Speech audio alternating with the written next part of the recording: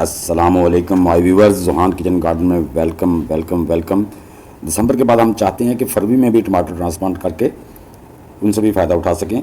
तो हम क्या तरीका इख्तियार करें कि ज़्यादा टमाटर ले सकें, गर्मी से किस तरह बचाएं, वाटर, फर्टिलाइज़र और पेस्टिसाइड कौन कौन सी दें ताकि हम फरवरी में लगाई गई टमाटर की क्रॉप से अच्छे और ज़्यादा टमाटर ले सकें, क्योंकि मार्च में गर्मी शुरू हो जाती है और अप्रैल में उससे भी ज़्यादा गर्मी बढ़ जाती है। उन सब बातों को जानने के लिए वीडियो को एंड तक ज़रूर देखिएगा ताकि आप भी पूरा प्रोसेस जान सकें और फ़ायदा उठाएँ। बिस्मिल्लाहिर्रहमानिर्रहीम, रहमान और रहीम के नाम से जो हर काम को आसान बना देता है। व्यूअर्स, ये जो आप क्रॉप देख रहे हैं मेरी टमाटर की, ये मैंने एंड जनवरी पे यानी कि आखिरी दिनों में काश्त की थी। तो ये माशाल्लाह देख लें कितनी हेल्दी है। आज अप्रैल की माशाल्लाह देखें 10-12 तारीख हो गई है।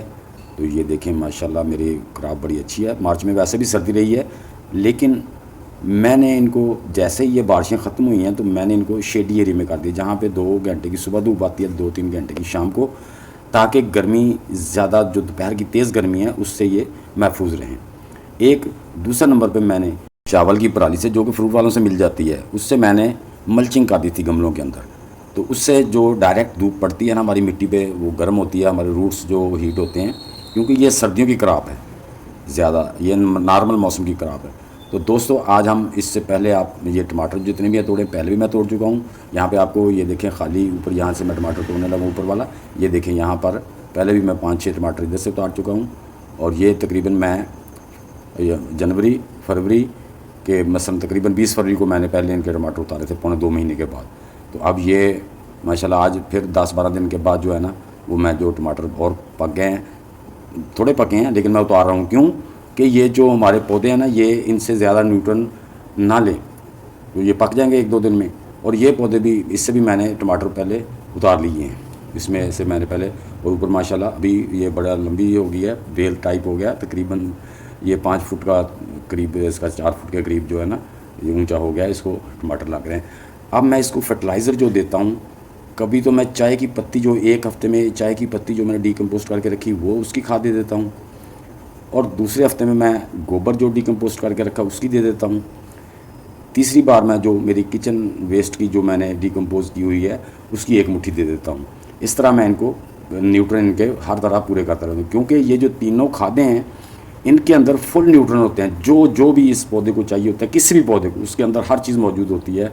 उसमें नाइट्रोजन, कैल्शियम, पोटाशियम, यानी कि हर चीज़ उसमें मौजूद होती है, मैग्नीशियम। ये तकरीबन हर जो पौधे की रिक्वायरमेंट हो रही है उसके मुताबिक इसमें कुदरती तौर पर इस फर्टिलाइज़र में वो चीज़ें मौजूद होती हैं। तो ये हर हफ्ते आपने इनको देते रहना है। एक दूसरे नंबर पे कम से कम इतनी यानी कि धूप से बचा के रखें कि इनके जो पॉट है ना नीचे वाले, ये गर्म ना हो। और अगर आपको ऐसा शेडी एरिया मिल जाता है कि जिसमें ये ज़्यादा महफूज रहें, तो आप देखें मैं गर्मी के हिसाब से मिट्टी चेक करके मैं इसमें 2 लीटर पानी गमले में दूंगा। हालांकि ये मेरा 1 फुट का गमला है, तकरीबन फुट बाई फुट का ही है, तो तकरीबन सारे मेरे पॉट इतने ही हैं। तो इंशाल्लाह नेक्स्ट मैं आपको इससे अच्छे तरीके बताऊंगा कि पॉट कितना बड़ा होना चाहिए। जितना अच्छा पॉट बड़ा होगा उतना ही हमें फ़ायदा होगा। सब पौधों को 2-2 लीटर पानी देना है। मैंने 2-2 दे दिया, क्योंकि मिट्टी देख के देना है, मिट्टी में मॉइस्चराइज कितना है, कितनी नमी है, उसके हिसाब से पानी देना है। तो ज़्यादा पानी भी नहीं देना और कम भी नहीं देना। तो इन चीज़ों का आपने बहुत ध्यान रखना है। दूसरे नंबर पे जो हमारे ये टमाटर के पौधे हैं, इनको जब ज़्यादा धूप आए तो इनको शेडी एरिया में रख दें, सनलाइट में शेडी एरिया में रख दें। तो जहाँ पे इसको ज़्यादा गर्मी ना लगे, तो आप इससे बेहतरीन अपनी टमाटर ले सकते हैं। ये देखें दोस्तों, मैंने इनसे टमाटर उतार के इनको फर्टिलाइज़र दे के अब इनको पानी दे दिया है। अब हम इन पे जो पेस्टिसाइड करने वाले हैं, पहले मैं इन पे जो करता रहा हूँ, वो नीम के पत्तों से जो पेस्टिसाइड बनाई थी मैंने, उसका लिंक मैं इसके एंड स्क्रीन में दे दूँगा, वो मैं करता रहा हूँ। आज जो मैं कर रहा हूँ इसको पेस्टिसाइड, उसमें मैंने 1.5 लीटर पानी लिया है।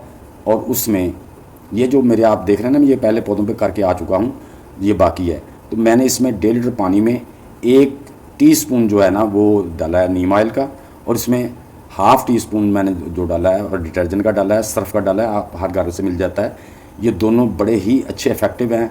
आपके लीव माइनर कोई भी बीमारी है उसके लिए बड़े इफेक्टिव है। मैंने अभी तक ये जो है ना, यही नीम और ये चीज़ें ही इस्तेमाल की हैं। तो हमने दोस्तों इसको अच्छी तरह इस तरह ना सारे पौधों को हर 8 दिन के बाद स्प्रे भी करते रहना, ताकि कोई बीमारी हमारे पौधों के करीब ना आए। ऑयल जो है ना, ये पत्तों पे ठहर जाएगा, ऑयल पत्तों पे ठहर जाएगा और उसको साथ में डिटर्जेंट को भी लेके ठहरेगा। तो उससे क्या होता है कि वो हमारे पौधों पे हमला करने वाले कीड़े मकोड़े होते हैं वो हमारे पौधों के करीब नहीं आते फिर।